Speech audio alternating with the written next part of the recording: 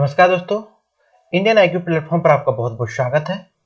दोस्तों, आज से हम ये एग्जाम गुरुजी के जो नोट्स है इसको आपसे डिस्कस करेंगे और इसको ऐसा करेंगे कि हम संपूर्ण इंडियन ज्योग्राफी हम कंप्लीट कर देंगे। इसके बाहर कहीं से कुछ नहीं आएगा, है ना। और यह जो है एमपीपीएससी, एमपीपीएससी, यूपीपीसीएस और बीपीएससी सभी और एसएससी है, एसआई है और सभी एग्जाम के लिए बहुत कारगर सिद्ध होने वाली है। ठीक है, तो हम बिना देर किए शुरू करते हैं आज का सेशन। ये एग्जाम गुरुजी के नोट्स है सर दोस्तों, है ना। तो हम उसको फॉलो कर रहे हैं, उसको पढ़ रहे हैं। ये बहुत कारगर है। मैंने इनको 25 किया था, है ना। तो भारत का नाम स्टार्ट, पहला चैप्टर तो दोस्तों बहुत बेसिक है लेकिन हम कुछ छोड़ेंगे नहीं। तो भारत का नाम इंडिया है, राजधानी भारत की दिल्ली है ना। भौगोलिक स्थिति, भारत जो है उत्तरी पूर्वी गोलार्ध में है। बाई चांस जैसे उत्तरी, जैसे ये है, ये ग्रीनविच है ना। तो ये पूर्वी भाग है और ये 0 डिग्री है, तो और ये उत्तरी भाग है। तो भारत यहाँ पर बसा है, भारत यहाँ पर बसा है। इसका मतलब उत्तर पूर्व में बसा है। तो भारत उत्तर पूर्वी गोलार्ध में स्थित है। ठीक है, कहीं कोई डाउट नहीं छूटेगा। उत्तर पूर्वी गोलार्ध में स्थित है। यदि आप इसको कवर कर लेते हैं तो आपको, मुझे नहीं लगता कि कहीं और कुछ भी पढ़ने की आवश्यकता आपको है। ये एनसीईआरटी पढ़ो कि ये बहुत अच्छे नोट्स है दोस्तों। मैंने भी इन्हीं को फॉलो किया और बहुत बढ़िया नोट्स है ना। अब भारत का जो अक्षांशीय विस्तार है, भारत कितने डिग्री अक्षांश पर स्थित है, तो मुख्य भूमि में 8 डिग्री 4 मिनट से 37 डिग्री 6 मिनट, मतलब 37 डिग्री 6 मिनट ये, है ना। और 8 डिग्री ये कन्याकुमारी में, है ना। ये मुख्य भूमि का है। जबकि भारत का कुल विस्तार दोस्तों 6 डिग्री 30 मिनट से 37 डिग्री 6 मिनट तक का है। ठीक है, मतलब यहाँ ये इंदिरा पॉइंट है। इंदिरा पॉइंट से इंदिरा कॉल तक का यदि विस्तार देखा जाए तो 6 डिग्री 30 मिनट से 37 डिग्री 6 मिनट तक का है। ठीक है, और इसकी लंबाई देखा जाए मुख्य भूमि की, तो इसकी भौगोलिक लंबाई देखा जाए उत्तर से दक्षिण, ये यहां से यहां तक यदि हम इसकी लंबाई देखा जाए तो दोस्तों ये है 3214 किलोमीटर। ठीक है, 3214 किलोमीटर। चलो आगे बढ़ते हैं। और पूरब से पश्चिम देखा जाए तो 2933 किलोमीटर, है ना। और दोस्तों मैप में देखते हैं अपन, यहाँ पर ये गुजरात का सबसे पश्चिमी बिंदु, यहाँ अरुणाचल प्रदेश में यहाँ किबूती करके जगह है, यह किबूती पॉइंट इसको ये बोल सकते हैं अरुणाचल प्रदेश में। ये सबसे उत्तरी बिंदु है ना। ये कन्याकुमारी, है ना, ये दक्षिणी बिंदु है।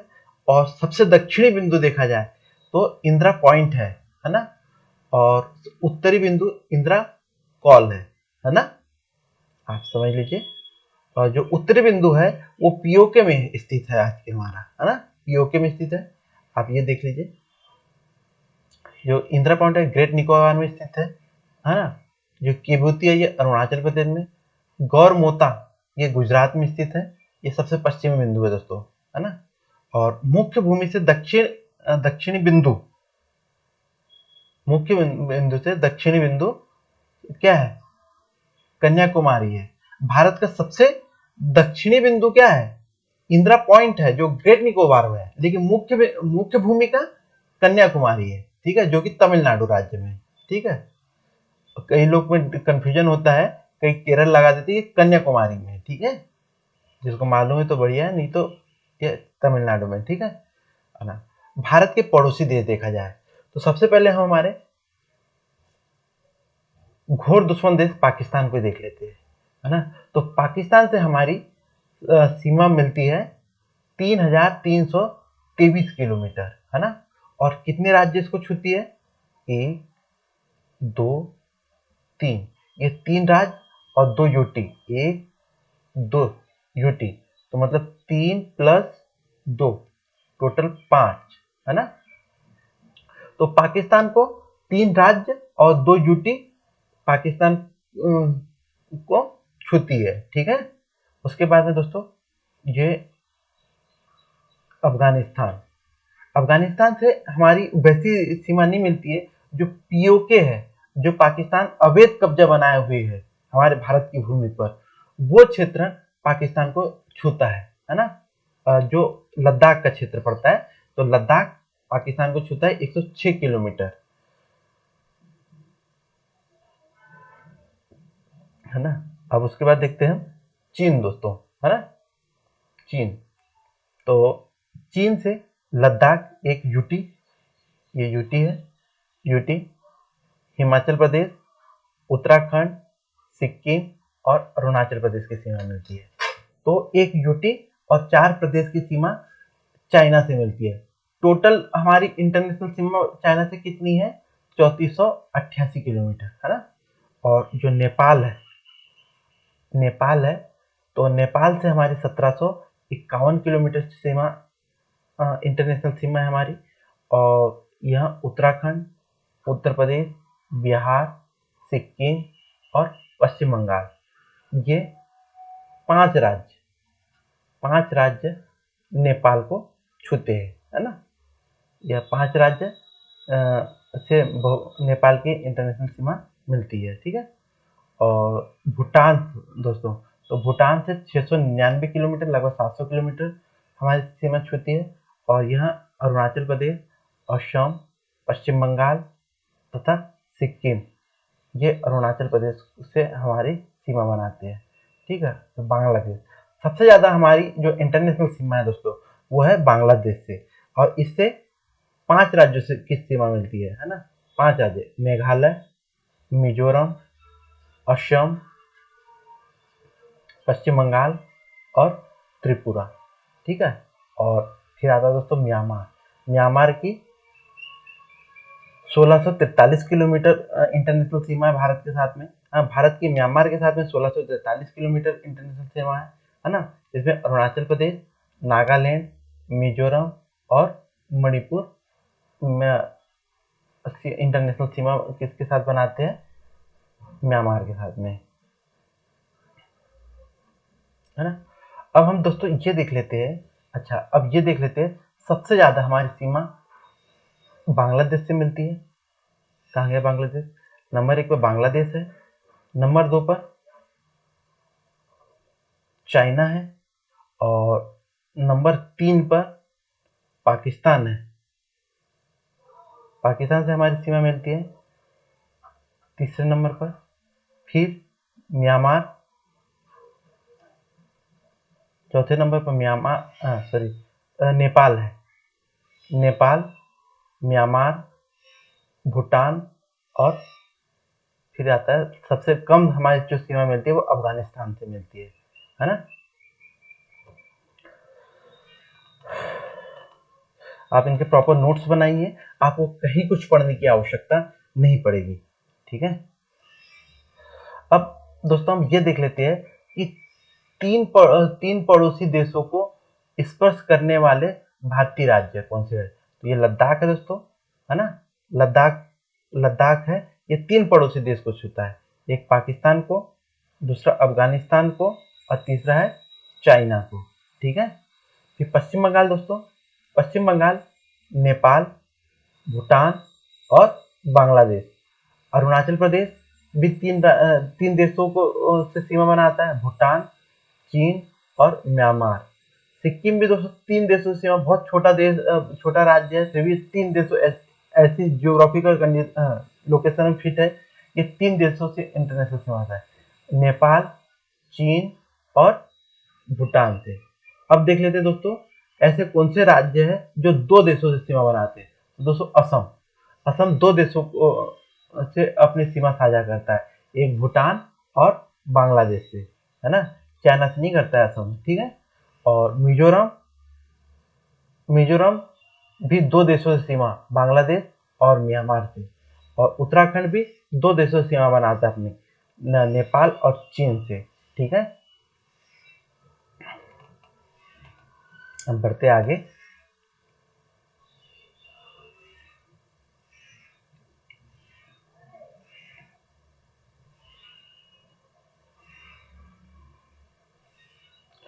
ठीक है, भारत के जो है ना, और फिर हम देखते हैं कहाँ गया ये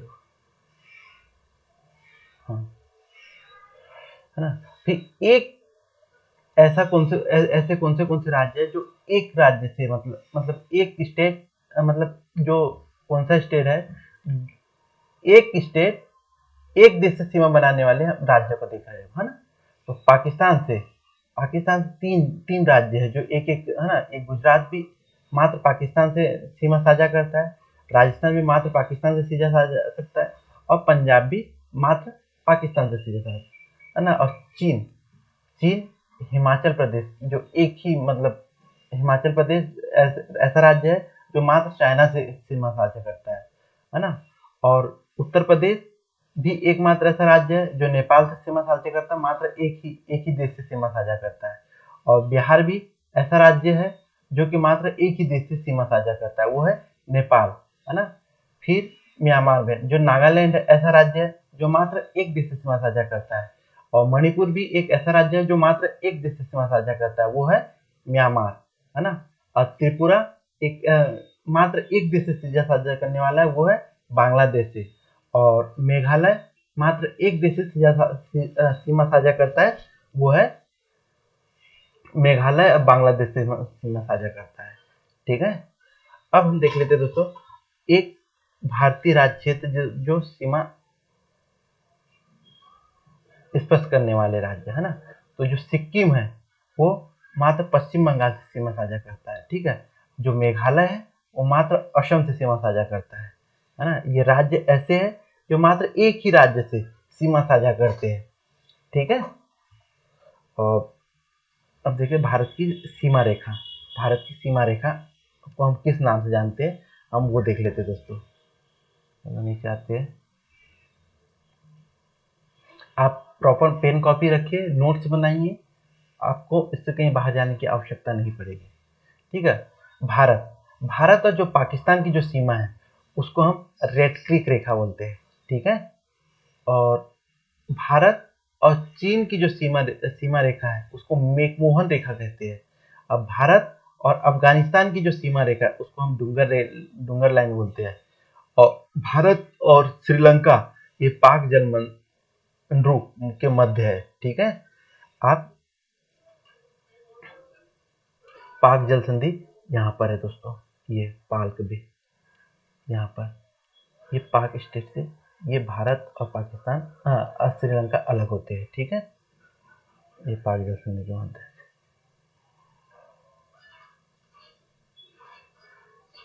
भारत की समय मानक रेखा देख लेते हैं। भारत की जो समय मानक रेखा 82.5 डिग्री है, मतलब जो 0 डिग्री से 82.5 डिग्री पूर्व में है। ठीक है, इसे, है ना। और ये इलाहाबाद के नैनी नामक स्थान से गुजरती है ना।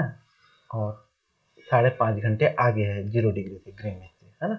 और यह 5 राज्यों से गुजरती है भारत में। ये जो 82.5 डिग्री समय रेखा है ये 5.5 राज्यों से गुजरती है, सॉरी 5.5 घंटे आगे है और 5 राज्यों से गुजरती है। ठीक है, तो नंबर 1 उत्तर प्रदेश, दूसरा मध्य प्रदेश, तीसरा छत्तीसगढ़, चौथा उड़ीसा, और पांचवा आंध्र प्रदेश, है ना। ये 5 राज्यों से गुजरती है 82.5 डिग्री मानक रेखा, है ना। और कर्क रेखा यहाँ से गुजरती है भारत की, है ना। ये कर्क रेखा 23.5 डिग्री, है ना। ये भारत के 8 राज्यों से गुजरती है। नंबर 1 गुजरात, दूसरा राजस्थान, तीसरा मध्य प्रदेश, छत्तीसगढ़, झारखंड, पश्चिम बंगाल, त्रिपुरा और मिजोरम, 8वां मिजोरम। और आप जो एमपीपीसीएस की तैयारी कर रहे हैं वो ये बताइए कि जो 23.5 डिग्री जो कर्क रेखा है एमपी के 14 राज्य से गुजरती है ना, 14 जिलों से गुजरती है। अब वो जिलों का नाम आप अपनी पेन कॉपी में नोट कर लीजिए, ठीक है।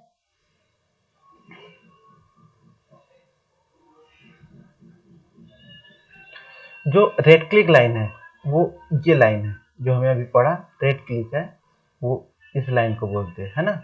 और जो मैकमोहन लाइन है ये तो तिब्बत है दोस्तों, तिब्बत पर चाइना अवैध कब्जा जमाए हुए है। जो भारत और इसकी जो ये है मैकमोहन लाइन ये है ना, ऐसी है। अभी फिक्स तो नहीं मालूम, फिक्स इसमें बनाते नहीं आ रहा, परंतु यहाँ से है ना। और डुंगर लाइन यहाँ पर, ठीक है दोस्तों, ये आपको समझ में आ गया होगा।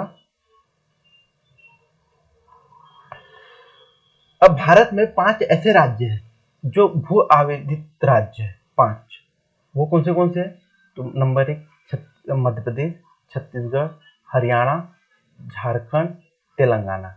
ये 5 ऐसे राज्य हैं जो भू आवेदित राज्य है ना, भू आवेदित राज्य है ये 5। भू आवेदित राज्य का मतलब क्या होता है? ऐसे राज्य जिसकी सीमा न तो अंतर्राष्ट्रीय है, न ही किसी समुद्र तट के किनारे है। ये टोटल राज्यों, भारत के ही राज्यों से घिरे हुए हैं, ठीक है। उनको भू आवेदित राज्य बोलते हैं। ये 5 है, आप नोट कर लीजिए, ये एग्जाम में पूछा जाता है ना। तो मध्य प्रदेश, छत्तीसगढ़, हरियाणा, झारखंड और तेलंगाना, ये 5 राज्य है और 2 यूटी है, एक दिल्ली और चंडीगढ़, ठीक है। और भारत की जो स्थलीय सीमा है वो 15,106.7 किलोमीटर है ना। और जलीय सीमा कितनी है?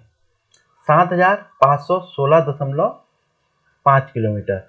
और आप इसको, तो भारत की टोटल सीमा कितनी है?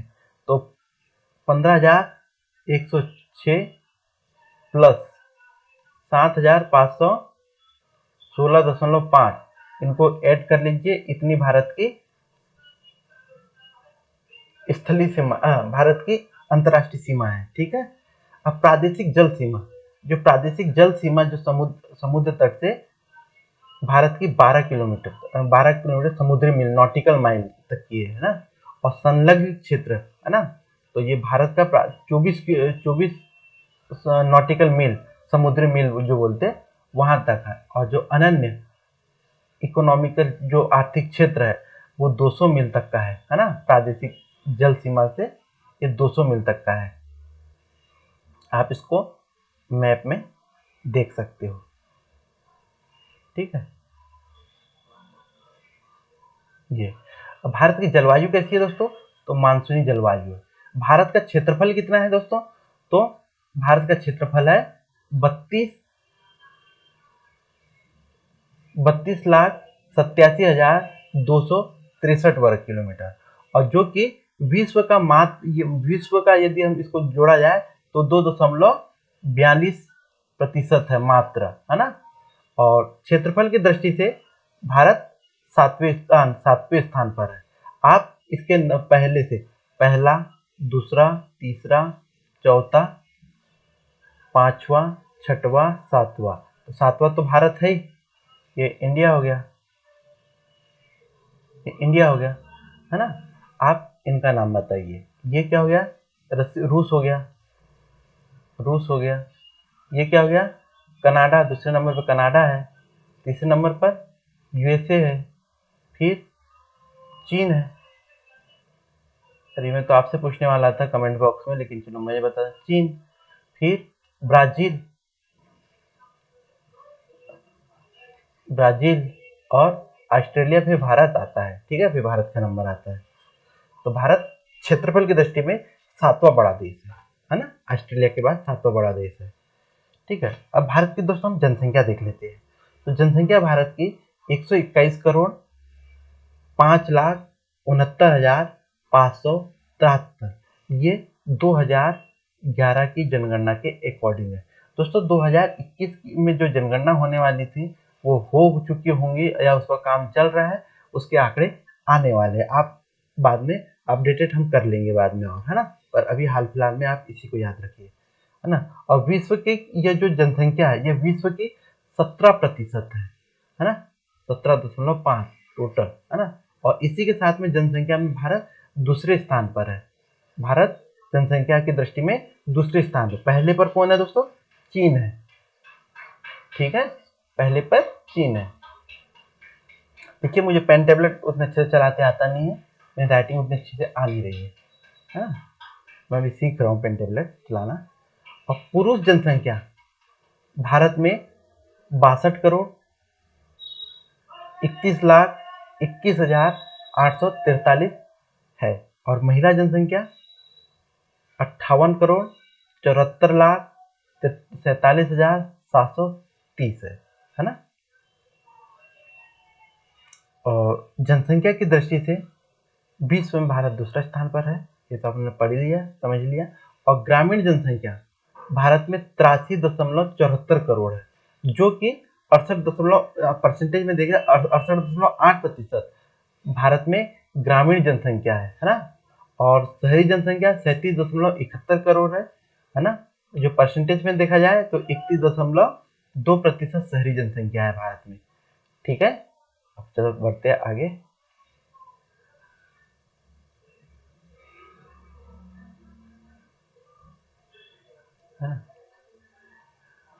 और 10 की जनसंख्या वृद्धि दर में देखा जाए तो भारत की 2001 से 2011 में जो वृद्धि हुई है वो 17.7% वृद्धि हुई है।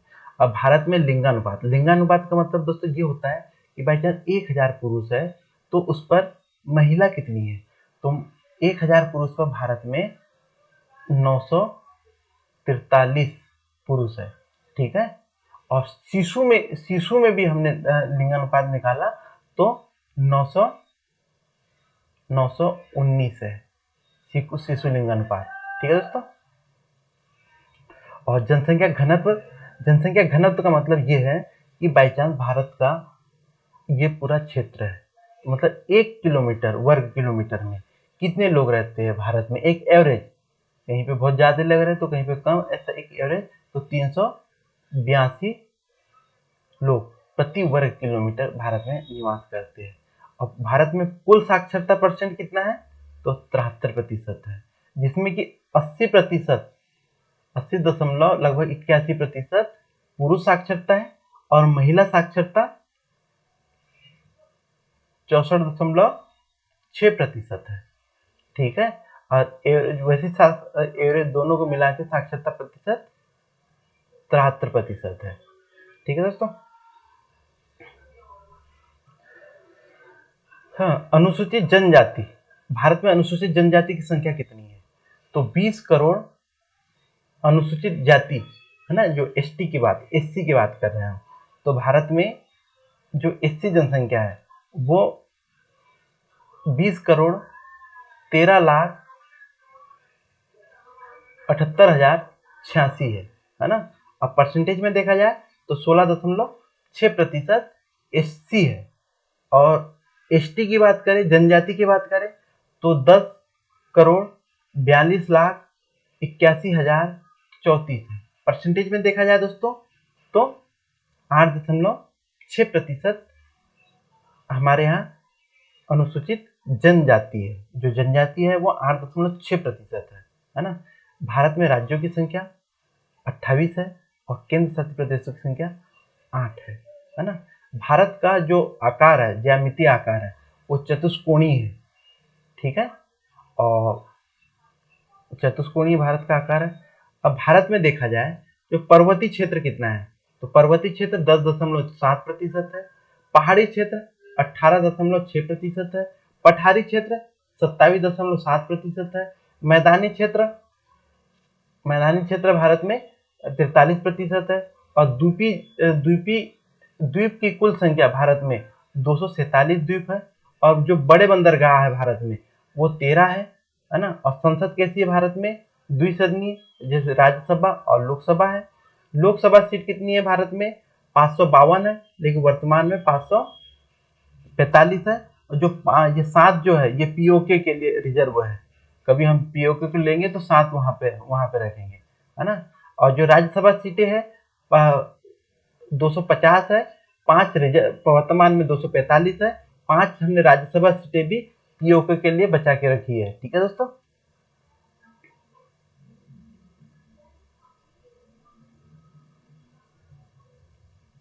दोस्तों हम समुद्री चैनल के नाम देख लेते हैं।